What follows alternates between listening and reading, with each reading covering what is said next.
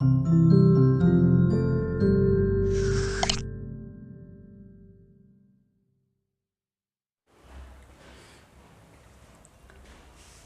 To my YouTube channel start with Shashi 2.0 में आप सभी का स्वागत है। आज के क्लास में हम लोग ऑब्जेक्टिव टाइप क्वेश्चन जैसे एग्ज़ाम में ऑब्जेक्टिव टाइप पूछा जाता है उस तरह से हम लोग आज इस क्लास को शुरुआत करेंगे। ठीक है, साथ में उसको जो आंसर होगा उसको हम लोग डिस्कशन भी करते हुए चलेंगे। ठीक है, आप लोग इससे पहले तो चलिए शुरू करते हैं आज की क्लास। करते हैं हम लोग का ये पहला क्वेश्चन। ठीक है, तो हम लोग पहला क्वेश्चन क्या है, पहला क्वेश्चन ये है कि भारत के राष्ट्रीय गीत क्या है। ठीक है, तो भारत का राष्ट्रीय गीत क्या है। बहुत स्टूडेंट इस चीज़ में बहुत कन्फ्यूजन हो जाता है कि भारत का राष्ट्रीय गीत और राष्ट्रीय गान क्या है। ये दोनों के अंतर में वो मतलब इसमें वो डिफरेंस नहीं कर पाता है, और जो गीत है उसको गान के जगह पे लिख देता है, जो गान है उसको गीत के जगह पे लिख देते हैं। ठीक है, तो आप लोग ये ध्यान दीजिएगा कि भारत का जो राष्ट्रीय गीत है वो वंदे मातरम है, और जो राष्ट्रीय गान है वो जन गण मन है। ठीक है, ये आप एकदम क्लियरली आप इस चीज़ को पढ़िएगा कि भारत का जो राष्ट्रीय गीत है वो वंदे मातरम है, और जो राष्ट्रीय गान है वो है जन गण मन। ठीक है, तो चलिए हम लोग इसको आंसर देते हैं कि भारत का राष्ट्रीय गीत क्या है। तो भारत का राष्ट्रीय, मैंने गीत पूछा, गान नहीं तो आप बहुत कभी कभी ऐसा भी हो सकता है कि आप एग्ज़ाम में बैठे हैं, बहुत अभी आपका मतलब एक टेंशन भरा माहौल रहता है। ठीक है, उस समय आपने लिखा है कि भारत का राष्ट्रीय गीत क्या है और आपने जन गण मन को राइट कर दिया, तो ये आपका क्वेश्चन गलत हो जाएगा। ठीक है, तो आप थोड़ा इसको रिलैक्स माइंड से सोच समझ के धीरे से क्वेश्चन को भरिएगा। ठीक है, और हमेशा जो दिमाग में पहला आंसर आता है, मान लीजिए आपका जो क्वेश्चन सेट मिल गया, उसके बाद आपको पढ़ लिए, पढ़ने के तुरंत बाद ही आपका दिमाग कैलकुलेट करके जिस किसी भी आंसर को निकलता है वही आपका सही आंसर होगा। ठीक है, ज़्यादातर में वही आंसर सही होगा। आपको फिर आप ज़्यादा अगर उसमें सोचेंगे तो ये क्वेश्चन आपको गलत हो जाएगा। तो इससे बेहतर है कि जब आप क्वेश्चन को पढ़ें उसके बाद तुरंत आपके दिमाग में कैलकुलेट होकर जो आंसर निकलता है आप उसी को राइट कीजिए। ठीक है, तो कभी कभी ये है कि है ना कि जो हो सकता है आप बहुत दिन पहले पढ़े हो पर भूल गए, तो इस चीज़ में वो बहुत कारीगर साबित होता है और आपका कभी कभी वो सही भी हो जाता है। ठीक है, तो हम लोग जो सही आंसर है कि भारत का राष्ट्रीय गीत क्या है, वो है राष्ट्रीय गीत जन गण मन। क्या है, जन गण मन जो है वो राष्ट्रीय गान है, गीत नहीं। तो हम लोग जो सही आंसर होगा वो वंदे मातरम होगा। ठीक है, हम लोग का सही आंसर होगा वंदे मातरम। यानी भारत के राष्ट्रीय गीत क्या है, भारत का राष्ट्रीय गीत वंदे मातरम है। तो बोलेंगे सर जन गण मन जो है, ये जन गण मन ये क्या है, जन गण मन ये जन गण मन, इसको हम लोग एरो देखिए नीचे लिख देते हैं। जन गण मन जो है वो राष्ट्रीय क्या है, राष्ट्रीय गान है, गीत नहीं। ठीक है, राष्ट्रीय गान है जन गण मन और राष्ट्रीय गीत है वंदे मातरम। ठीक है, आप डिफरेंस ये देख लेते हैं कि जन गण मन जो गान है, इस गान को लिखा था रविंद्रनाथ टैगोर ने, और भारत के जो राष्ट्रीय गीत है, गीत को किसने लिखा है, गीत को लिखा है बंकिम चंद्र चट्टोपाध्याय ने। ठीक है, तो आप बोलेंगे वंदे मातरम जो गीत है वो कौन लिखा है, तो बंकिम चंद्र चट्टोपाध्याय वंदे मातरम को लिखा है। आंसर लिख देते हैं यहाँ पे लिख देते हैं वंदे मातरम को ऑथर, मतलब यह ऑथर जो है, ठीक है, ऑथर वंदे मातरम का जो ऑथर है, मतलब यानी जो लेखक है वो है बंकिम चंद्र चट्टोपाध्याय। ठीक है, बंकिम चंद्र चट्टोपाध्याय, बंकिम चंद्र, ठीक है, बंकिम चंद्र चटर्जी, बंकिम चंद्र चटर्जी होगा। ठीक है, बंकिम चंद्र चटर्जी।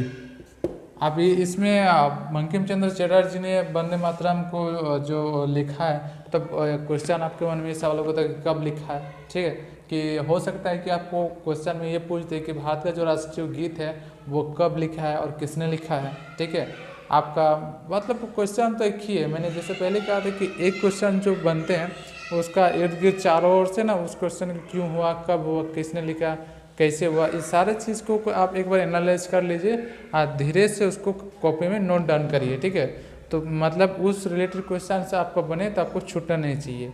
तो ठीक है, तो मैंने लिख दिया कि वंदे मातरम को जो लेखक है वो है बंकिम चंद्र चटर्जी। तो बंकिम चंद्र चटर्जी ने वंदे मातरम को लिखा था। आपने जो उपन्यास है इसका एक फेमस उपन्यास क्या है, आनंद मठ। ठीक है, आनंद मठ, आनंद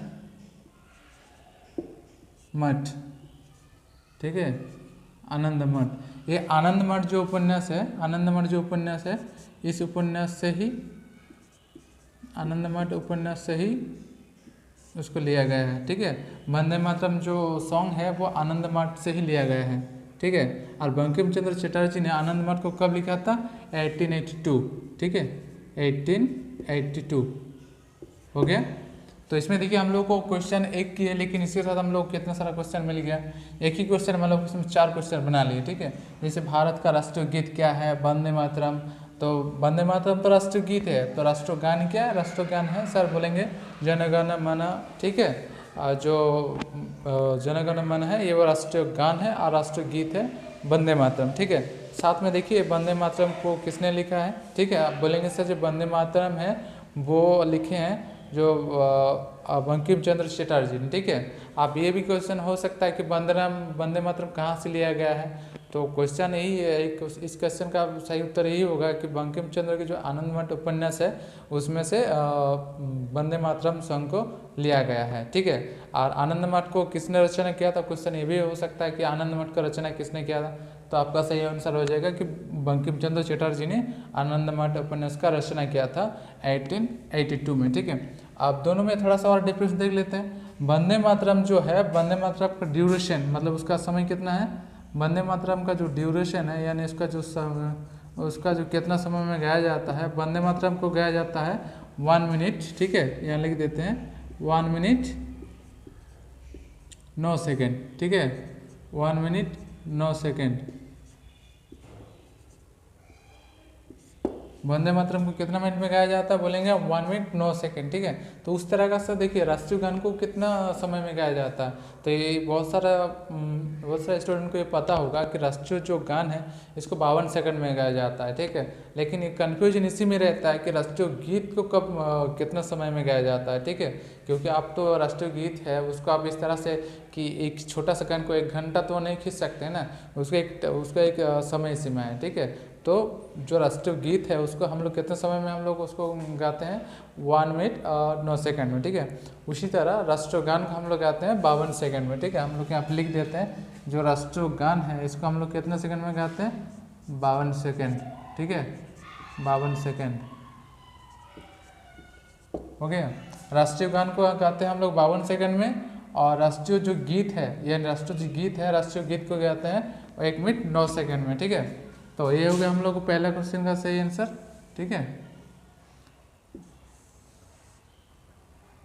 अब सेकंड क्वेश्चन क्या है हम लोग को, सेकंड क्वेश्चन ये है कि भारत के राष्ट्रीय ध्वज क्या है, ठीक है। तो भारत के राष्ट्रीय ध्वज क्या है, ठीक है। आप ये क्वेश्चन तो बहुत ही ईजी है, ठीक है, क्वेश्चन बहुत ही ईजी है, लेकिन इसका आप लोगों को जानकारी बहुत इम्पोर्टेंस रखता है कि ये जो राष्ट्रीय ध्वज है वो जो उसका कलर है, ठीक है। आप लोगों को सभी को पता होगा कि भारत का राष्ट्रीय ध्वज तिरंगा है, ठीक है। ये एकदम नॉर्मल बेसिक से सवाल है, ठीक है। आप बोलेंगे सर ये तो हर कोई बच्चा जानता है, ठीक है, ये हो गया। लेकिन बहुत सारा ऐसा स्टूडेंट जो फ्रेशर है वो नहीं समझ पाता जो भारत का राष्ट्रीय ध्वज क्या है, ठीक है।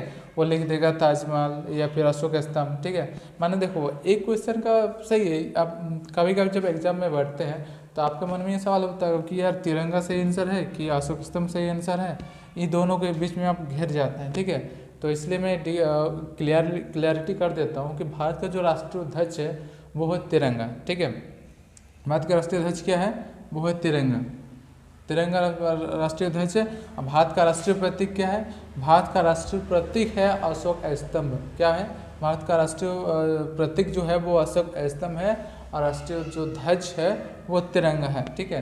तो आप बोलेंगे सर कि जो भारत के जो तिरंगा है वो दिखते किस तरह से, ठीक है। आई होप कि ये सब आप सब देख चुके हैं, ठीक है। भारत की जो तिरंगा है वो किस तरह से वो आप सब देख चुके हैं। भारत का तिरंगा किस प्रकार होते हैं, ठीक है। भारत का तिरंगा एक तो देखिए आप बहुत सारे लोग देखें कि इसका तिरंगा नाम कैसे पड़ा, ठीक है। तो तिरंगा नाम देखिए इस तरह से होता है कि देखो भारत का जो राष्ट्रीय ध्वज यानी तिरंगा है, तिरंगा 4 कलर के मिश्रण से बनाया गया है, ठीक है। 4 कलर का मिश्रण है, उसमें हर कलर का एक अलग अलग ही महत्व है, ठीक है। जैसे हरा है उर्वरता, मतलब उर्वर जो भारत कृषि प्रधान देश है उसको भी दर्शाता है जो हरा है। फिर सफ़ेद है, सफ़ेद क्या है, वो शांति का प्रतीक है, प्लस शांति प्लस सत्य का प्रतीक है जो सफ़ेद। और जो हम लोग केसरिया है, केसरिया जो भारत के सांस को दर्शाता है, ठीक है, माने ये सांस को दर्शाता है। केसरिया जो कलर है, तो तिरंगा में 3 कलर होते हैं, ठीक है। तिरंगा में कितना, मेनली 4 कलर होते हैं, लेकिन आप जब तिरंगा में मेनली 4 कलर होते हैं, ठीक है। एक तो होता है हरा, सादा हरा या फिर सफ़ेद, उसके बाद होता है केसरिया। जो राष्ट्रीय ध्वज तिरंगा है उसमें टोटल 4 कलर हैं, हरा, सफ़ेद, केसरिया, और बीच में और एक कलर है जिसको, उस कलर का क्या है, वो नेवी ब्लू है, ठीक है। तो हर कलर का एक अलग ही महत्व है कि भारत का राष्ट्रीय ध्वज क्या है, भारत के राष्ट्रीय ध्वज तिरंगा है।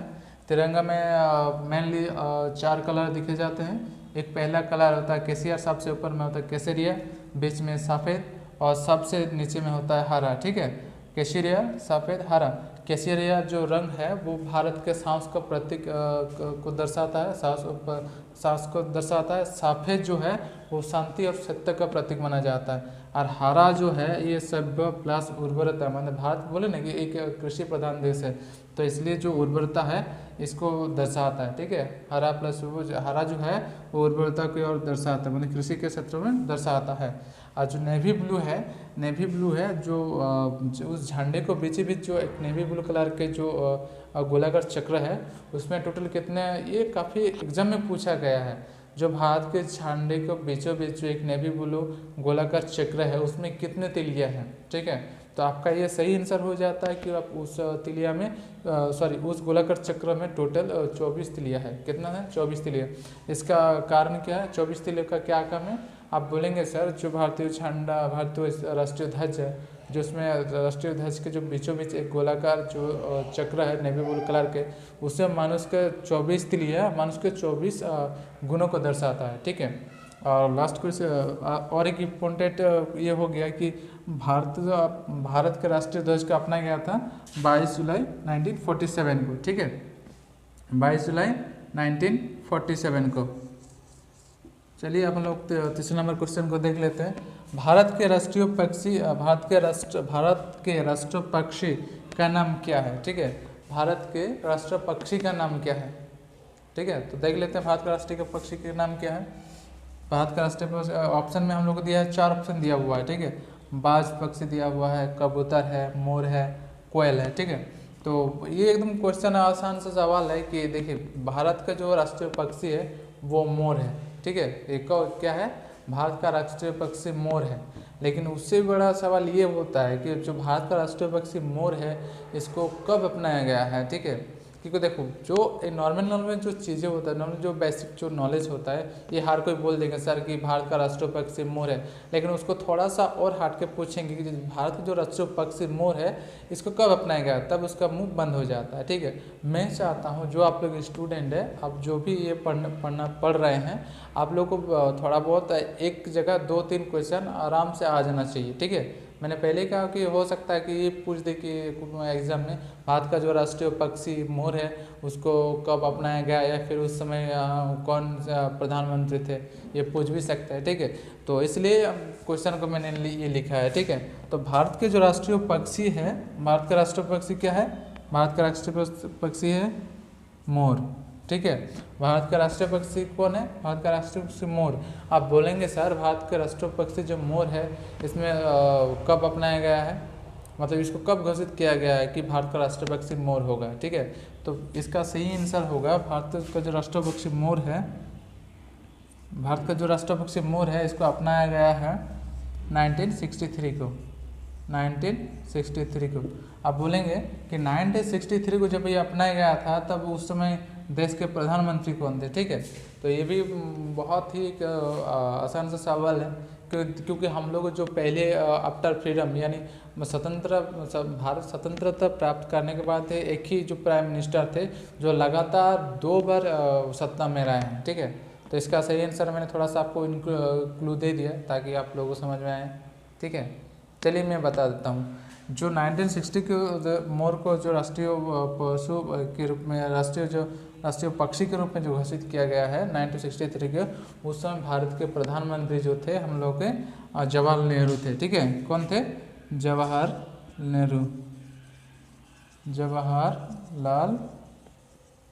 नेहरू। ठीक है, तो जैसे भारत के जो राष्ट्रीय पक्षी है वो मोर है। मोर को कब अपनाया गया था? 1963 को जवाहरलाल नेहरू जी के समय में। ठीक है, उस समय भारत के प्रधानमंत्री कौन थे? जवाहरलाल नेहरू। ठीक है, जवाहरलाल नेहरू जी थे, यानी 1963 को भारत का राष्ट्रीय पक्षी मोर को घोषित किया गया है। ठीक है, 1963 को।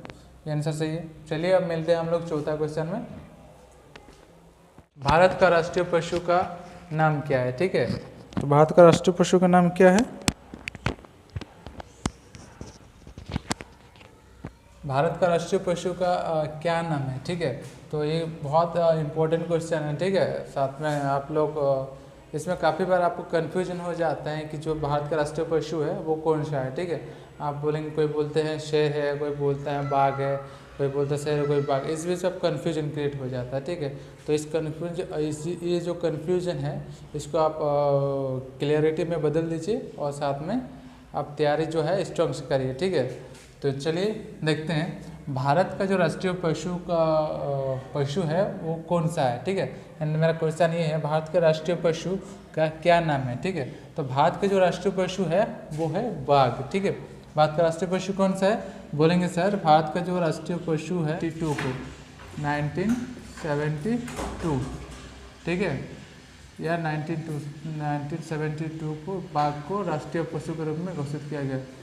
ठीक है, राष्ट्रीय पशु।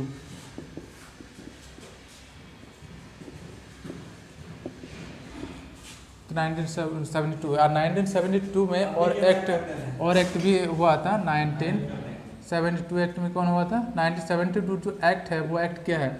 1972 जो एक्ट है वो वन्यजीव संरक्षण अधिनियम है। ठीक है, इसके तहत आप जो भारत के जितना संरक्षण या फिर जैसे नेशनल बर्ड हो गया हो, नेशनल एनिमल हो गया हो, ठीक है, नेशनल बाकी और भी सारा जो जितने सारा लुप्त प्राय जो होता है ना, जो लुप्त के कगार पर आए हैं, वो सारे पशु को संरक्षण की बात करता है। यानी जो 1972 एक्ट है ये क्या है बोलो तो 1972 एक्ट क्या है? 1972 एक्ट जो है वो वन्यजीव को संरक्षण देता है, वन्यजीव संरक्षण अधिनियम। ये ठीक है, वन्यजीव संरक्षण अधिनियम, वन्यजीव संरक्षण अधिनियम। ठीक है,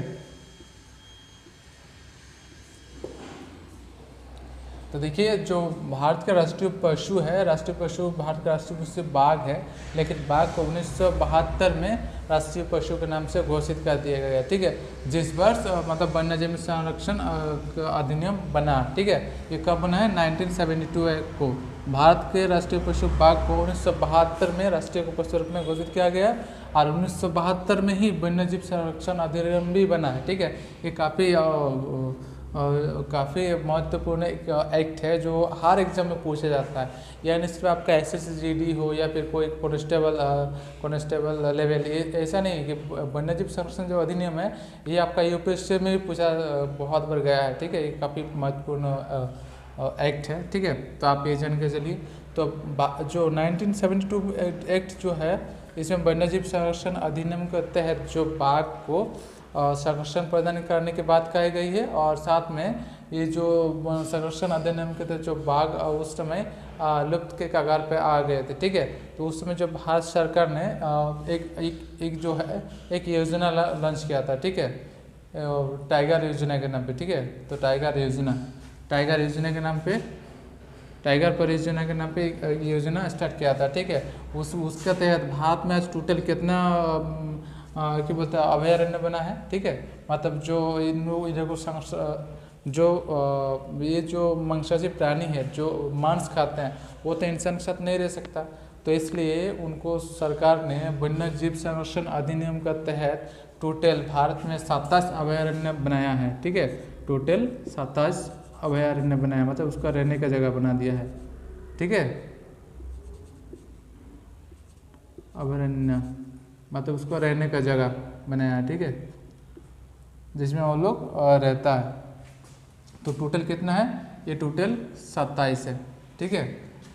1972 में बाघ को राष्ट्रीय पक्षी के रूप में घोषित किया और 1972 एक्ट के तहत जो वन्यजीव संरक्षण के अधिनियम के तहत बाघ को संरक्षण देने की बात कही गई है। यानी जो हम लोग को राष्ट्रीय, क्योंकि देखिए वो राष्ट्रीय पशु के रूप में घोषित हो गया, ठीक है।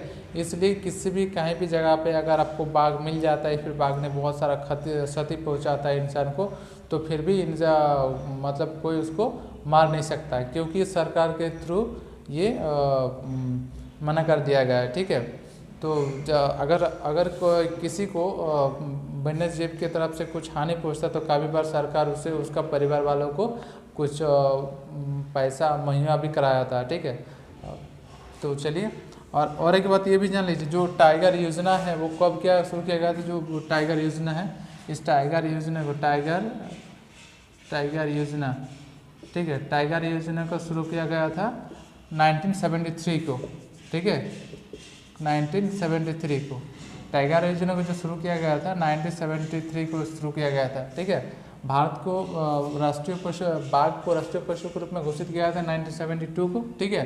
और 1972 के एक्ट जो है वन्यजीव संरक्षण अधिनियम के तहत बाघ को संरक्षण प्रदान करने के मतलब सुरक्षा प्रदान करने का आदेश दिया गया है भारत सरकार के थ्रू, ठीक है। और उसमें टोटल जो कितना बाघ के लिए अभी तक वर्तमान में कितना बाघ के रहने का जगह बना दिया है भारत सरकार द्वारा, बोलेंगे बस भैया 27, मैंने 27 अभयारण्य बना दिया है मतलब बाघ को रहने के लिए, ठीक है। चलिए देखते हैं पांचवा क्वेश्चन क्या है हम लोग का। पांचवा जो क्वेश्चन है हम लोग का, भारत के राष्ट्रीय वृक्ष कौन सा है, ठीक है। मतलब भारत के राष्ट्रीय वृक्ष का नाम क्या है, ठीक है। जब हर चीज़ में जैसे भारत का राष्ट्रीय हर चीज़ जैसे पशु हो गया, पक्षी हो गया, ठीक है, जलीय जीव होगा, इस तरह से भारत का राष्ट्रीय वृक्ष कौन सा है, ठीक है। माने यानी भारत के राष्ट्रीय वृक्ष का नाम क्या है, तो ठीक है। इसका जो सही आंसर होगा आप एक बार देख लीजिए, ऑप्शन में क्या क्या है। आम है, कटहल है, जामुन है, बरगद है, ठीक है। लेकिन इसको गलती से ये मत कर देना कि चलो भाई यहाँ पे आम ऑप्शन है तो आम को क्लिक कर दे, तो आम ये आपका जो ऑप्शन है ये गलत हो जाए, क्योंकि देखिए आम जो है वो राष्ट्रीय फल है, वो राष्ट्रीय वृक्ष नहीं है, क्योंकि वृक्ष अलग है और फल अलग है, ठीक है। अगर कोई स्टूडेंट ये सोचता है कि चलिए राष्ट्रीय जो फल है, राष्ट्रीय फल तो आम है और वृक्ष भी तो फिर आम ही होगा, ठीक है, ऐसा नहीं है। जो आम वृक्ष जो है वो अलग क्वेश्चन है और जो फल है वो अलग क्वेश्चन है, ठीक है। यानी भारत का राष्ट्रीय वृक्ष जो है आम नहीं होगा, ठीक है। भारत का राष्ट्रीय वृक्ष आम नहीं होगा, इसका राष्ट्रीय वृक्ष होगा बरगद, ठीक है। अगर क्वेश्चन में ये पूछा जाए भारत का राष्ट्रीय फल का क्या नाम है, तब आपका आंसर होगा आम, ठीक है। तो बरगद है भारत का राष्ट्रीय वृक्ष। आप पूछेंगे भारत का राष्ट्रीय वृक्ष इसको करने का रीज़न क्या है। देखिए बरगद को राष्ट्रीय वृक्ष घोषित करने का काफ़ी सारा रीज़न है, ठीक है। हम इसका रीज़न, पहला रीज़न तो ये है कि इसका आकार, ठीक है। इसका रीज़न क्या है, इसका रीज़न जो है आकार, बरगद काफ़ी बड़ा होता है, ठीक है। एक नंबर में देखें तो इसका आकार, ठीक है, इसका बहुत बड़ा साइज होता है, ठीक है। बरगद बहुत आकार होता है, फिर बहुत दिन जीवित भी रहता है, मतलब दूसरों पेड़ के तुलना में जो बरगद का पेड़ है वो काफ़ी दिन तक जीवित रहता है, ठीक है। और वो पुनर्जीवित भी होता है, ठीक है, यानी वो काफ़ी दिन तक जीवित रहता है, जीवित माने काफ़ी बहुत दिन तक जीवित रहता है, ठीक है। और इसका देखिए जो बरगद का पेड़ का जो जड़ें हैं वो मूल से शुरू होकर ऊपर में जाके बहुत वाइड एंगल से उसको मतलब बड़ा बड़ा भुजा को फैला कर रहता है, ठीक है। बरगद पेड़ को बोलता है बरगद भारत के जो राष्ट्रीय वृक्ष बरगद वृक्ष है, बरगद जो वृक्ष है इसको हम लोग क्या कहते हैं, बरगद वृक्ष को अगर देखा जाए तो भारत के एकता का प्रतीक माना जाता है, ठीक है। बरगद पेड़ को क्या करते हैं ना कि उसको एकता का प्रतीक माना जाता है, ठीक है, क्योंकि उसका जड़ इतना फैला रहता है, बाकी उसका मूल जो हो एक ही जगह से स्टार्ट होता है, माने एकता का प्रतीक। बरगद को बोलते हैं एकता का प्रतीक के रूप में माना जाता है, ठीक है। और साथ में ये भी देख लीजिए क्योंकि देखिए बरगद जो पेड़ है, बरगद पेड़ हिंदू धर्म में उसको पवित्र माना जाता है, कोई सामाजिक काम हो या फिर धार्मिक क्षेत्र वो, हर कोई भी चीज़ हो, यानी इसको बरगद पेड़ के नीचे ही होता है, इसलिए बरगद पेड़ को भारत के राष्ट्रीय वृक्ष के रूप में घोषित किया गया। ठीक है, सामाजिक काम हो या फिर धार्मिक काम, कुछ भी हो, सामाजिक काम।